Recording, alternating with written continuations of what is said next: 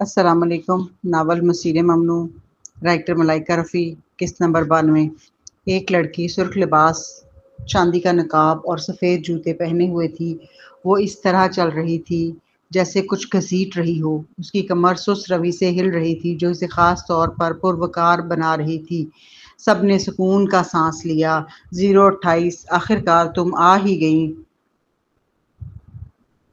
Staff نے بے چینی سے اس کے پیچھے دیکھا مگر وہاں کوئی نہیں تھا۔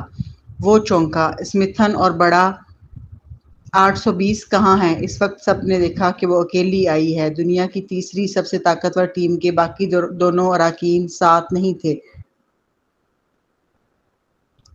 پروین نے اپنی نظریں جھکا لیں۔ جب اسے کوئنٹن کا حال یاد آیا تو اس کی بادامی آنکھوں میں سردی اور خونخوار قاتلانہ چمک ابھری۔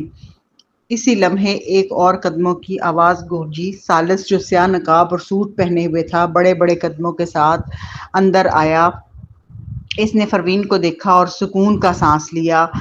820 بھی آ گیا۔ سب نے پھر حیرت سے پوچھا، باقی شخص کہاں ہے؟ ٹیم کی لڑائی میں تعداد کا فائدہ ضروری ہوتا ہے۔ ایک کم ہو تو جیتنے کے امکانات کم ہو جاتے ہیں، اور ویسے بھی وکٹر اور باقی دونوں بہت طاقتور تھے۔ جب تک بڑی بہن اور بڑا بھائی اکٹھے نہ لڑتے جیتنا تقریباً ناممکن تھا۔ اسٹاف بھی الجھ گیا۔ یہ ایک آدمی کم کیوں ہے؟ وکٹر حقیقت جانتا تھا اور تنزیہ مسکرایا۔ بڑی بہن، لگتا ہے اسمتھن اب نہیں آ سکے گا، ہے نا بڑی بہن؟ یہ سن کر پورے ہال میں ہلچل مچ گئی۔ سب نے پروین کی طرف دیکھا اور حیرت سے سرگوشیاں کرنے لگے۔ کیا یہ بڑی بہن ہے؟ یا اللہ، تو یہ بڑی بہن ہے۔ اب سمجھ آیا 028 ایک ہی مکے سے دشمن کو کیوں ہرا دیتی تھی۔ یہ تو اصل میں بڑی بہن ہے۔ بڑی بہن، بڑی بہن! ہجوم پرجوش ہو کر نعرے لگانے لگا۔ پروین نے اپنے مکے کس لیے اور آنکھیں مزید تنگ کر لیں۔ اگرچہ اس کی شناخت بڑی بہن کے طور پر ظاہر ہو گئی تھی مگر وہ ابھی بھی نقاب پہنے ہوئے تھی، اس لیے زیادہ فرق نہیں پڑتا تھا۔ لیکن وکٹر کی باتوں نے اس کی نگاہوں کو اور زیادہ سرد کر دیا تھا۔ پہلے تو کوئنٹن کے ساتھ ہونے والے واقعے پر صرف شک تھا، کوئی ثبوت نہیں تھا کہ یہ بینولونس ہال نے کیا ہے، مگر وکٹر کی باتوں نے پروین کو یقین دلایا۔ اس نے نظریں جھکائیں اور ایک ایک قدم کر کے رنگ کی طرف بڑھی، ہر قدم ایسے جیسے دو انسانوں کا بوجھ اٹھا رہی ہو۔ جب کوئنٹن ہوش میں آیا تو اس نے دو جملے کہے تھے۔ پہلا، پروین، انہوں نے مجھ سے پوچھا کہ بڑی بہن کون ہے مگر میں نے نہیں بتایا۔ دوسرا، تمہیں یہ مقابلہ جیتنا ہوگا۔ کوئنٹن اس مقابلے کو بہت سنجیدگی سے لیتا تھا کیونکہ یہ صرف اس کی ذاتی عزت کا نہیں بلکہ پورے مارشل آرٹس کی دنیا کا مسئلہ تھا۔ پروین کی نظریں مضبوط ہو گئیں۔ اگر وہ جیتنا چاہتا تھا تو وہ ضرور اس کے لیے جیتے گی۔ وہ کوئنٹن کی امیدوں کو ساتھ لے کر آج ایک شاندار فتح حاصل کرے گی۔ وکٹر نے یہ دیکھ کر ہنسنا شروع کر دیا۔ اس نے جان بوجھ کر بڑی بہن کی شناخت ظاہر کی تھی کیونکہ صرف بڑی بہن کو ہرا کر ہی وہ مارشل آرٹس کی دنیا کو شکست دے سکتے تھے، لیکن صرف بڑی بہن کافی نہیں تھی۔ وکٹر نے بلند آواز میں کہا، چونکہ بڑی بہن آ چکی ہے تو بڑا بھائی کہاں ہے؟ اگر وہ سامنے نہیں آتا تو کیا یہ بدتمیزی نہیں؟ یا کیا بڑا بھائی ایک عورت سے بھی کمتر ہے اور رنگ پر آنے کی ہمت نہیں رکھتا؟ کیا وہ مرد ہے بھی؟ وکٹر مزید برداشت نہ کر سکا۔ اس کے خیال میں وہ حسین لڑکا کسی قابل نہیں تھا۔ اگر اس وقت بڑے بھائی کو باہر نہ بلایا جاتا تو ساری چالاکی بیکار جاتی۔ اگر وہ تینوں مل کر بڑے بھائی اور بڑی بہن کو شکست دے دیتے تو وہ ہمیشہ کے لیے مشہور ہو جاتے۔ ہجوم نے بھی شور مچانا شروع کر دیا۔ بڑے بھائی، اسمتھن نہیں آیا، ٹیم کے لیے تم آؤ۔ بڑے بھائی، یہ مارشل آرٹس کی عزت کا سوال ہے، کیا تم باہر نہیں آؤ گے؟ پورا ہال بڑا بھائی کے نعروں سے گونج اٹھا، لیکن لانچ کے دروازے دیر تک بند رہے۔ انتوائن ہنس پڑا۔ پچھلا چیمپئن بھی ڈر گیا۔ لگتا ہے ہم تینوں نے واقعی مارشل آرٹس پر دباؤ ڈال دیا ہے۔ وہ واقعی بڑی بہن سے کمتر ہے۔ نیو یارک کے مرد سب ایسے ہی بزدل ہیں؟ کیا ایسا ہے؟ انتوائن کی طنزیہ آواز کے ساتھ ہی ثالث، جو پروین کے ساتھ آیا تھا، رنگ پر چڑھ گیا۔ اس کی آواز مدھم مگر ٹھنڈی تھی، لیکن اس میں نرمی بھی تھی۔ بعد میں تمہیں اتنا لاچار کر دوں گا کہ تم اپنے آپ کو مرد کہنے کے قابل بھی نہیں رہو گے۔ یہ کہہ کر ثالث پروین کے برابر آ کھڑا ہوا۔ دونوں شانہ بشانہ کھڑے تھے اور اس کے الفاظ سنتے ہی پورا ہال خاموش ہو گیا اور سب حیران نظروں سے اسے دیکھنے لگے۔ سٹاف نے وضاحت کی، دوستو، لانچ میں جو شخص تھا وہ صرف ماسکوٹ تھا، اصل بڑا بھائی 820 ہے۔ کیا؟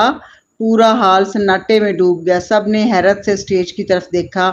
028 بڑی بہن تھی، 820 بڑا بھائی تھا۔ یہ دنیا بالکل ناقابل یقین لگ رہی تھی، لیکن نہ جانے کیوں سب کے خون میں جوش بھر گیا۔ یوں لگ رہا تھا کہ جب تک بڑی بہن اور بڑا بھائی ساتھ ہیں، آج کا مقابلہ کچھ نہیں۔ پروین بھی لمحہ بھر کے لیے چونک گئی۔ اس دکھ اور غصے کے عالم میں اس نے ثالث کی طرف دیکھا۔ اس کی آنکھوں میں حیرت اور تذبذب تھا۔ ثالث کو اس کے بڑے بھائی کے بارے میں خیالات یاد آئے اور اس نے ذرا نرم لہجے میں وضاحت کرنی چاہی، لیکن پروین نے اسے بیچ میں ہی ٹوک دیا اور کہا، اگر تم نے یہ مقابلہ نہ جیتا تو میں تمہاری ٹانگیں توڑ دوں گی۔ ثالث ایک لمحے کو چپ ہو گیا، پھر بولا، ٹھیک ہے۔ ہجوم پرجوش ہو کر چلانے لگا، بڑے بھائی زندہ باد، بڑی بہن شاندار ہے، انہیں تباہ کر دو، مار ڈالو انہیں، مارشل آرٹس کا اصل کمال دکھاؤ۔ ابتدا میں صرف چند لوگ نعرے لگا رہے تھے، لیکن آہستہ آہستہ پورا ہال گونج اٹھا۔ سب کی نظریں اسٹیج پر کھڑے دونوں پر مرکوز تھیں۔ آج یہ غیر معمولی تھا کہ بڑا بھائی بچہ ساتھ لے کر نہیں آیا تھا، وہ دونوں تنہا کھڑے تھے، ایک حسین مرد اور ایک دلکش عورت، اور سب کی توجہ انہی پر تھی۔ وہ دونوں بظاہر دبلی پتلی جسامت کے تھے، لیکن حقیقت میں نہایت طاقتور، خاص طور پر جب ثالث نے اپنی قمیض اتاری اور اپنی مضبوط جسمانی ساخت دکھائی۔ سامنے کھڑے تینوں افراد، جن میں وکٹر بھی شامل تھا، سبھی کے مسل بنے ہوئے تھے، خاص طور پر انتوائن جو 1.95 میٹر لمبا اور 150 کلو وزنی تھا۔ اس کا ہر قدم زمین ہلا دیتا تھا، لیکن ثالث اور پروین جب ان کے سامنے کھڑے ہوئے تو وہ بظاہر کمزور لگ رہے تھے، مگر صرف ان کی موجودگی نے ہی مخالفین پر دباؤ ڈال دیا۔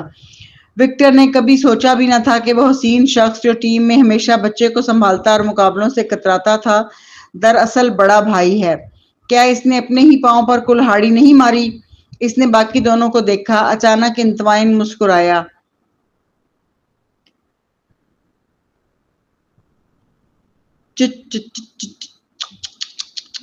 کیا تمہارے پاس لڑنے کے لیے بندے بھی پورے نہیں ہیں؟ تو ہم سے کیسے لڑو گے؟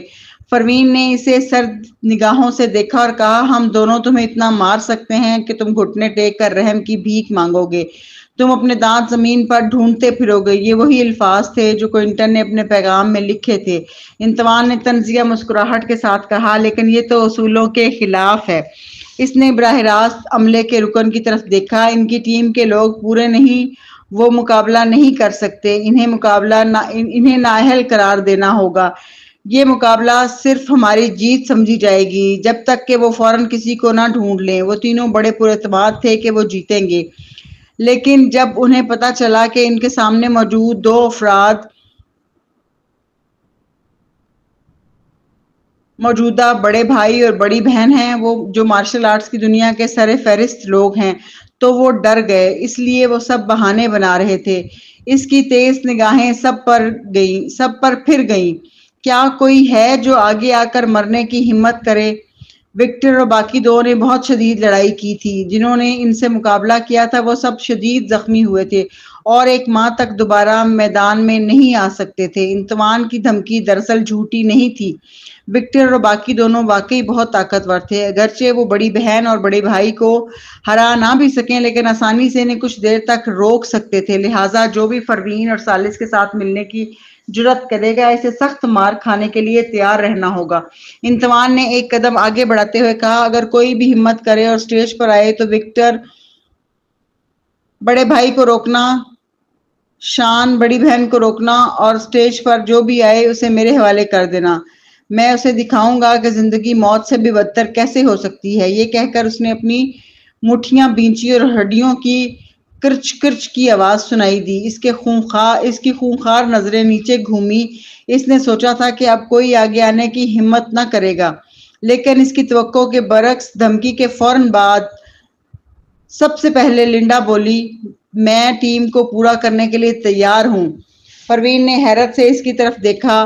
لنڈا نے شرمیلے انداز میں سر کھجایا اور کہا میں موٹی ہوں اور مار برداشت کر سکتی ہوں۔ بڑی بہن آپ پہلے دوسروں کو سنبھالیے پھر مجھے بچا لیجیے گا، میں ضرور تب تک برداشت کروں گی۔ اس کے فوراً بعد ایک اور نے کہا میں بھی تیار ہوں، مجھے کرنے دو۔ Arvind school of martial arts کے شاگرد پھرتیلے ہوتے ہیں، میں رنگ میں چھپ جاؤں گا جب تک بڑی بہن اور بڑا بھائی مجھے بچانے نہ آ جائیں۔ میں queen school of martial arts سے ہوں، میں مار برداشت کر لوں گا۔ بڑی بہن مجھے چنے، بڑے بھائی مجھے دیکھیں۔ سب اپنے آپ کو پیش کر رہے تھے اور اپنے ہاتھ بڑھا رہے تھے کہ پروین اور ثالث ان میں سے کسی کو چن لیں۔ اس لمحے ایک طاقتور دشمن کے مقابلے میں queen school of martial arts اور Arvind school of martial arts نے برسوں کی دشمنیاں بھلا کر اتحاد کر لیا تھا، لیکن پروین کیسے اپنے لوگوں کو مرنے کے لیے بھیج سکتی تھی؟ اس نے نظریں جھکا لیں، انہوں نے تو پہلے ہی سوچ رکھا تھا کہ اس رنگ میں یہ تینوں کو مار کر کوئنٹن کا بدلہ لیں گے۔ آخرکار رنگ میں کوئی آنکھ نہیں ہوتی، حادثات کہیں بھی ہو سکتے ہیں، خاص طور پر لڑائی کے مقابلے میں، اور سب نے پہلے ہی معاہدے پر دستخط کیے ہوئے تھے۔ لیکن اگر اپنی ہی ٹیم کے لوگ مروا بیٹھتی تو پروین اس مقابلے کو ہارنا پسند کرے گی اور قانون توڑ کر ان تینوں کو مار ڈالے گی۔ اس نے تو کہا تھا نا کہ آج ان کی موت کا دن ہے۔ اس نے ثالث کی طرف دیکھا، ابھی کچھ بولی بھی نہ تھی کہ ثالث نے سر ہلا دیا۔ ہم شکست تسلیم کر سکتے ہیں لیکن یہ تینوں اس اسٹیج سے زندہ نہیں اتریں گے۔ ظاہر ہے وہ اس کا فیصلہ سمجھ گیا تھا۔ اس لمحے پروین کو وہ دن یاد آیا جب وہ پولیس اسٹیشن میں تھی۔ یہ شخص اچھی طرح جانتا تھا کہ وہ بڑا جرم کر رہا ہے، پھر بھی اس نے اولڈ میڈی کو بچانے کے لیے اس کی مدد کی تھی۔ اس نے مٹھی بھینچی اور کچھ کہنا چاہا مگر ثالث نے سرد لہجے میں کہا فکر نہ کرو، جو کچھ تم کرو گی میں اسے اور بھی بڑھا دوں گا۔ پروین نے سر ہلایا اور اچانک کہا ہم شکست، لیکن وہ بھی تسلیم کا لفظ بول بھی نہ پائی تھی کہ ایک اور آواز آئی میں کروں گا۔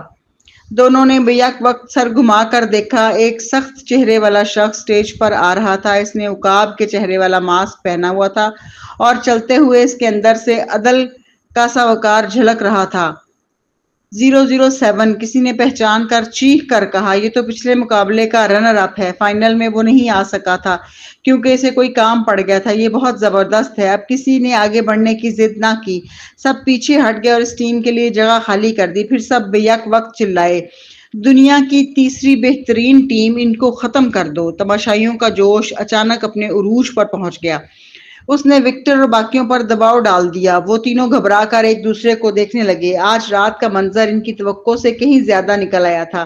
اس سے پہلے کہ وہ سنبھل پاتے، ریفری نے موقع پا کر اعلان کیا ٹیم دنیا کی تیسری بہترین اور ٹیم امریکنز آر انکمپیٹنٹ کے درمیان مقابلہ شروع ہوتا ہے۔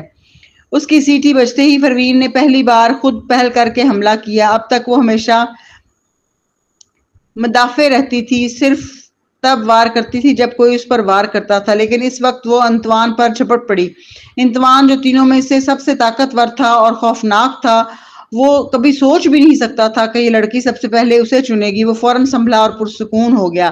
آخر کار چاہے وہ بڑی بہن ہی کیوں نہ ہو، اس کی طاقت کو شاید بڑھا چڑھا کر بیان کیا گیا تھا۔ آخر وہ کتنی ہی طاقتور ہو سکتی ہے؟ وہ طنزیہ مسکرایا اور اس کے مقابل آگے بڑھا۔ دونوں نے ایک ساتھ مکے مارے اور ایک دوسرے کو تھام لیا۔ جب انتوان نے دیکھا کہ اس کا نازک سا ہاتھ اس کی مٹھی کو تھامے ہوئے ہے تو وہ ہنسنے لگا۔ میں نے صرف 3 وار میں اسمیتھن کا بازو توڑ دیا تھا اور تمہارا کیا ہوگا؟ آزمانا چاہتی ہو؟ پروین کی آنکھیں تنگ ہو گئیں، اس کی آواز ٹھنڈی تھی۔ تو آج آزما ہی لیتے ہیں۔ کیا آزمانا ہے؟ انتوان لمحہ بھر کو ٹھٹک گیا۔ پروین نے اچانک اپنا ہاتھ کھینچ لیا اور کہا یہ کہ مجھے تمہاری ہڈیاں توڑنے کے لیے کتنے وار کرنے پڑیں گے؟ یہ کہہ کر اس نے اچانک تیزی سے اس کے بازو پر زوردار مکہ مارا۔ وہ وار نہایت شدید اور تیز تھا جس سے انتوان چونک گیا، لیکن جب وار لگا بس ایک تیز درد ہوا، ہڈی نہیں ٹوٹی۔ وہ ایک لمحہ کے لیے حیران ہوا، پھر بازو ہلا کر طنزیہ بولا بڑی بہن کیا کھانا نہیں کھایا تھا؟ بس اتنی سی طاقت؟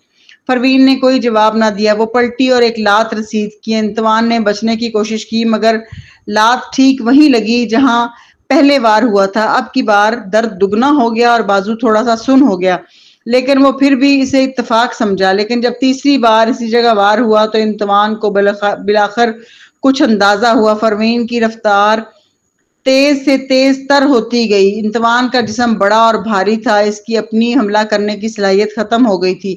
اب وہ صرف ہر طرف سے بچنے کی کوشش کر رہا تھا، لیکن چوتھا، پانچواں، چھٹا وار سب اسی جگہ لگے۔ اب انتوان کے بازو کا درد کئی گنا بڑھ چکا تھا۔ ہر نئے وار کے ساتھ تکلیف دگنی ہو جاتی۔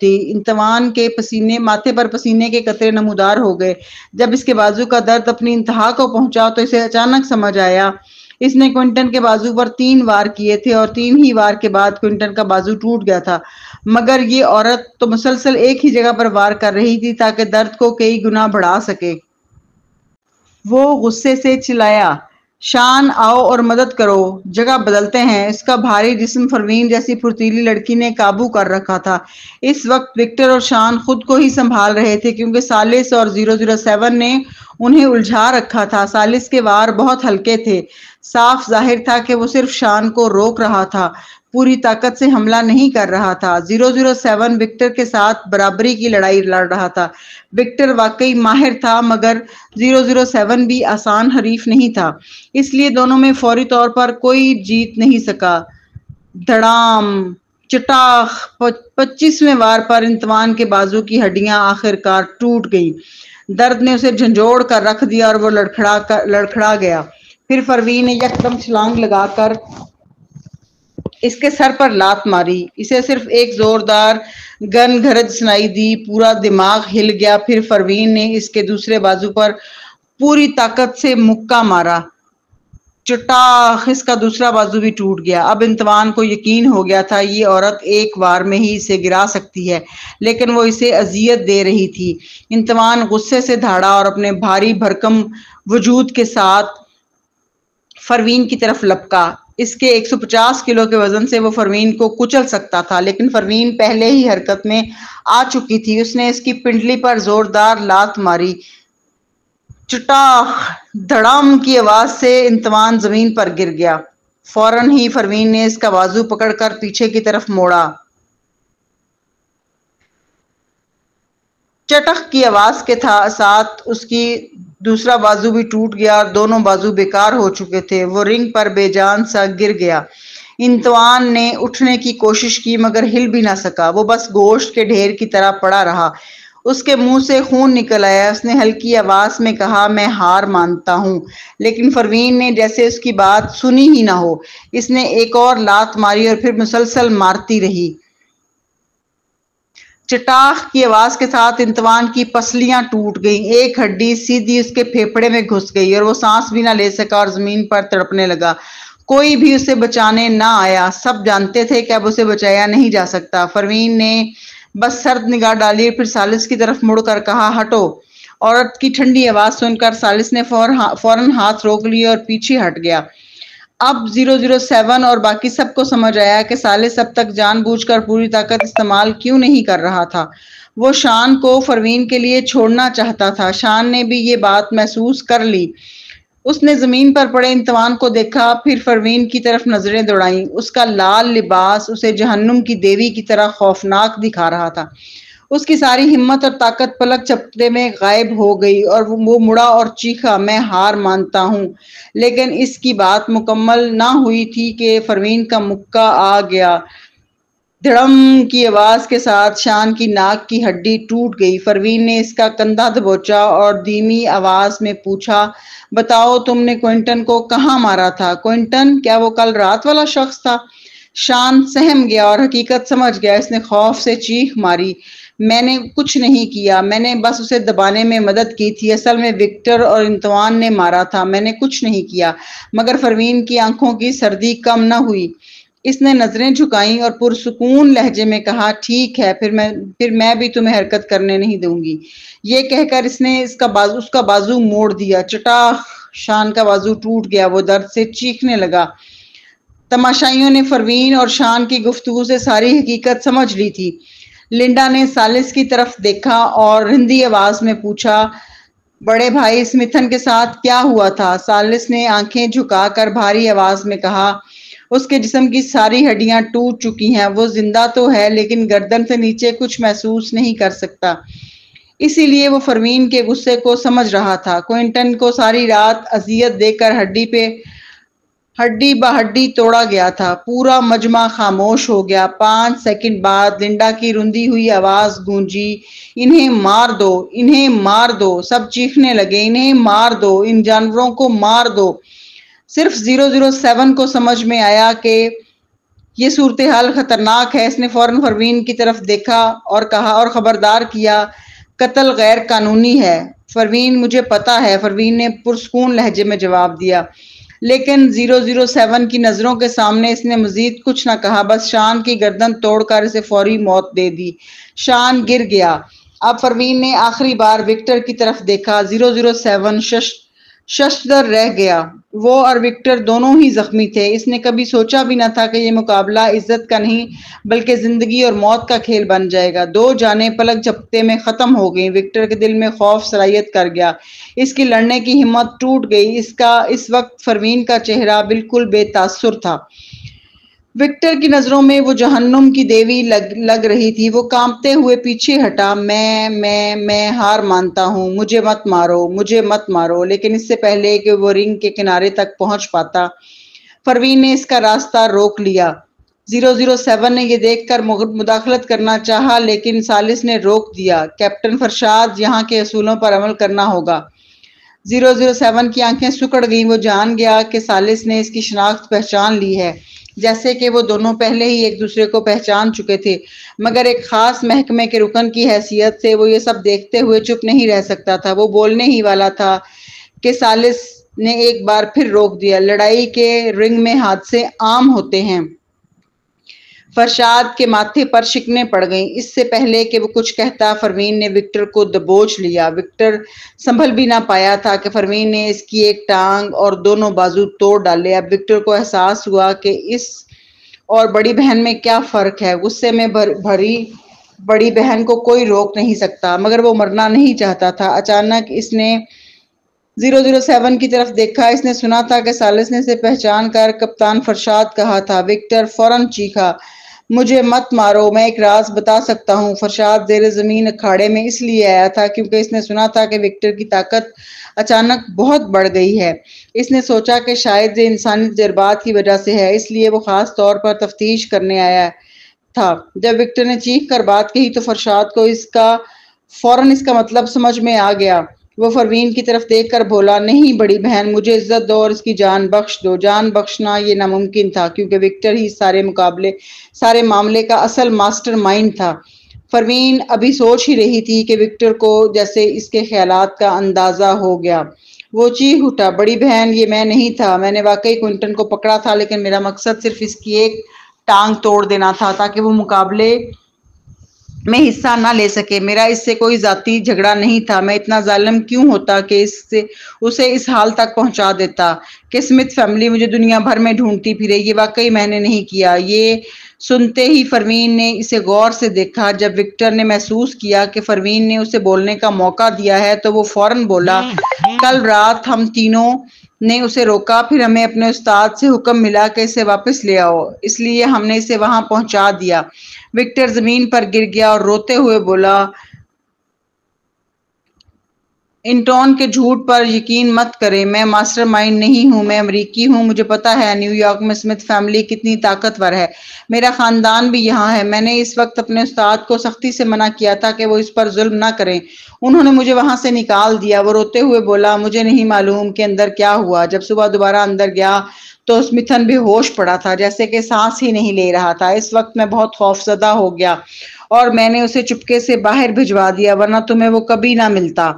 یہ کہتے ہی اس نے پروین کی طرف دیکھا، لیکن پروین کی آنکھوں میں قتل کی چمک کم نہ ہوئی۔ وکٹر نے حیران ہو کر فرشاد کی طرف دیکھا اور کہا، کیپٹن فرشاد، مجھے بچاؤ، میں اپنے استاد کا بڑا راز جانتا ہوں، وہ راز کہ میں اتنی تیزی سے طاقتور کیوں ہوا، میں سب کچھ بتا دوں گا۔ وہ رینگتے ہوئے فرشاد کی طرف بڑھنے لگا، لیکن آدھے راستے میں پروین نے اس کی ٹانگ پر زور سے پاؤں مارا۔ وکٹر نے آنکھوں میں آنسو لیے فرشاد کی طرف دیکھا۔ فرشاد چند لمحے خاموش رہا، پھر بولا، بڑی بہن، اسے میری طرف سے احسان سمجھ لو، مستقبل میں جو کچھ تم چاہو گی میں تمہارے لیے کروں گا۔ پروین نے اسے خاموشی سے دیکھا۔ فرشاد نے آہستہ سے کہا، میں اس سارے معاملے کو یہیں دفنا دوں گا۔ پروین جانتی تھی کہ چونکہ اس نے یہاں 2 لوگوں کو مار دیا ہے، یہ معاملہ بہت پیچیدہ ہے۔ پیچیدہ ہو سکتا ہے۔ سالس نے کہا تھا کہ وہ اس کو سنبھال سکتا ہے، لیکن وہ فرشاد کی طرح مؤثر طریقے سے نہیں سنبھال سکتا تھا۔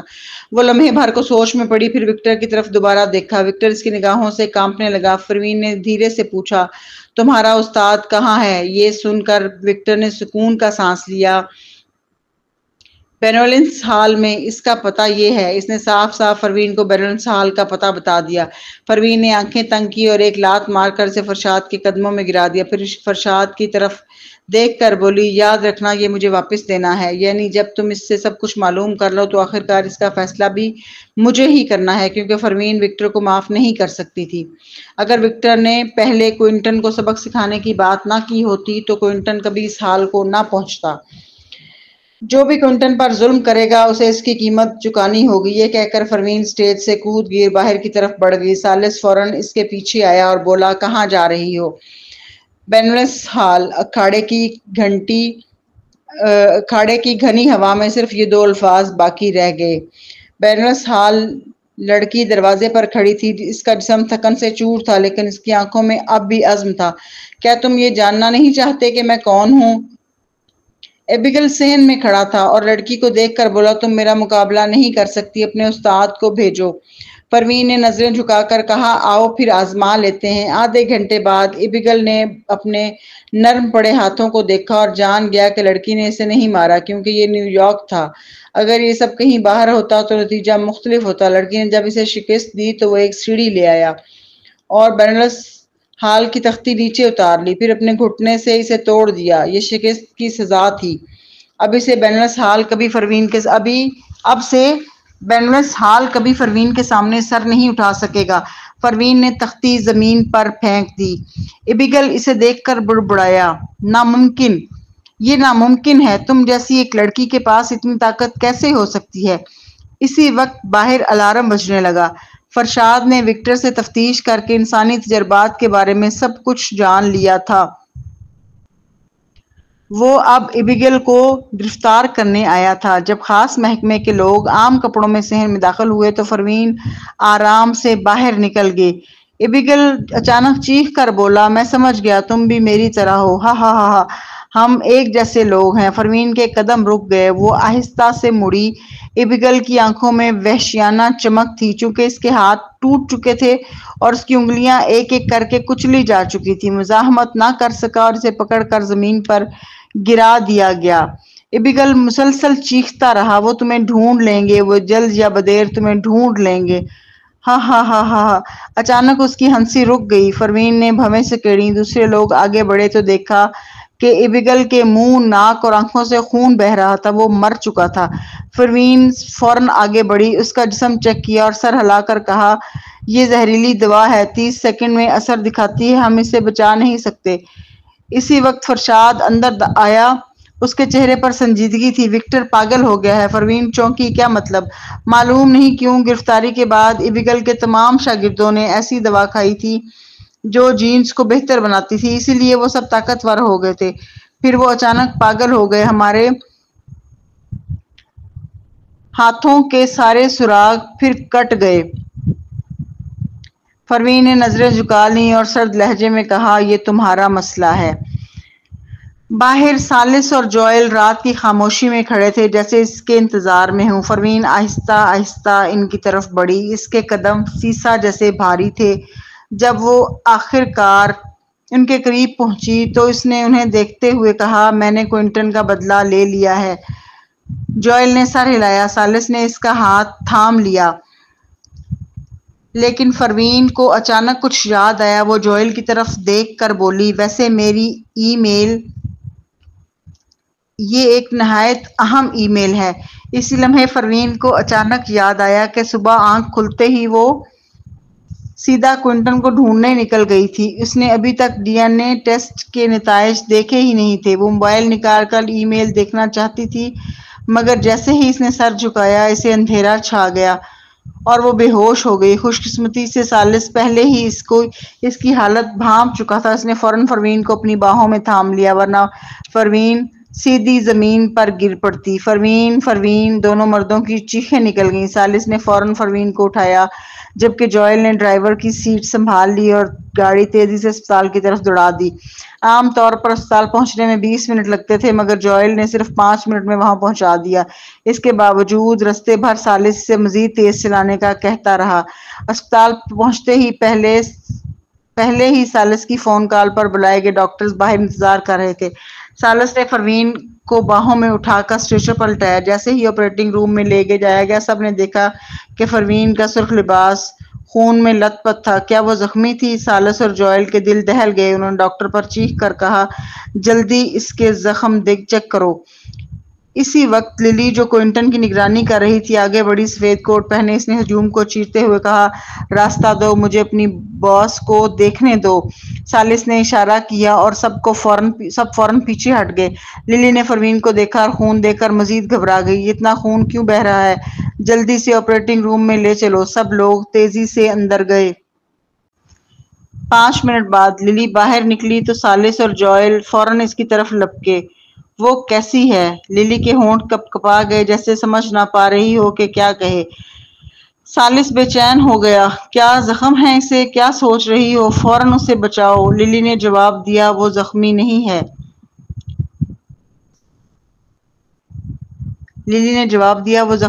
ہے۔ کیا؟ ثالث حیران رہ گیا۔ جوئل نے پوچھا پھر یہ خون؟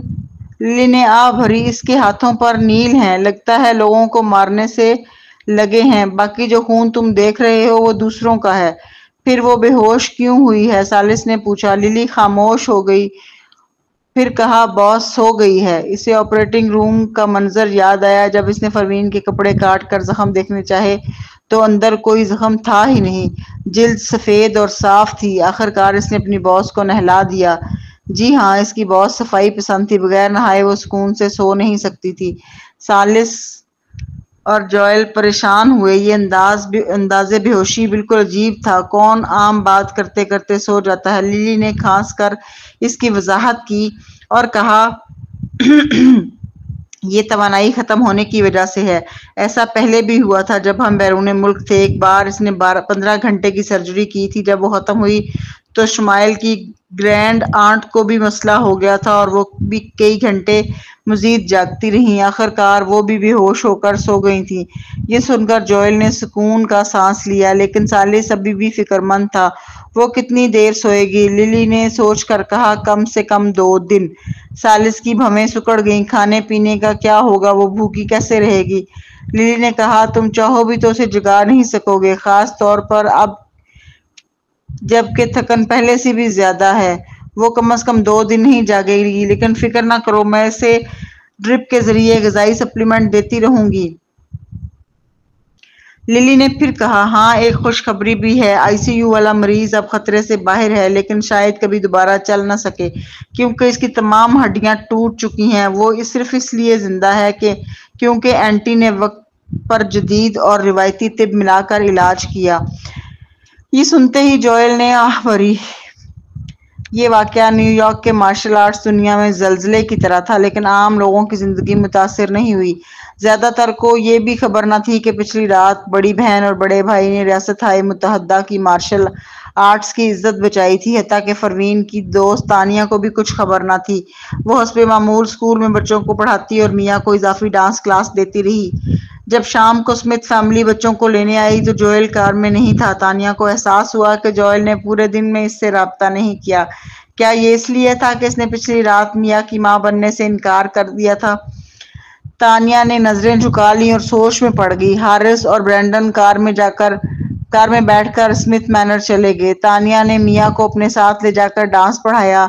رات 9 بجے تک جوئل نہ آیا۔ تانیہ نے اسے پیغام بھیجا۔ آخرکار جوئل کا جواب آیا آج مجھے کچھ کام ہے، کیا میاں تمہارے ساتھ رہ سکتی ہے؟ کچھ کام؟ جوئل کبھی اسے مجبور نہیں کرتا تھا، اگر اس نے کہا ہے تو واقعی کوئی بڑا مسئلہ ہوگا۔ تانیہ نے جلدی سے کہا ٹھیک ہے۔ اس نے میاں کو سلایا اور خود بھی سو گئی۔ آدھی رات کو اسے اچانک لگا کہ میاں کے پاس کا حصہ بہت گرم ہے۔ اس نے آنکھیں کھولیں، میاں کے ماتھے کو چھوا اور چونک گئی، بخار تھا۔ تانیہ گھبرا کر فوراً میاں کو اٹھایا اور اسپتال لے گئی۔ ڈاکٹر نے کہا یہ معمولی بخار ہے، دوا دے دی ہے۔ پسینہ آنے کے بعد بخار اتر گیا۔ تانیہ نے جوئل کو اسپتال کا نام میسج کیا۔ پوری رات وہ میاں کے پاس جاگتی رہی۔ آخر کار جب بخار اتر گیا تو بستر کے کنارے پر بیٹھے بیٹھے سو گئی۔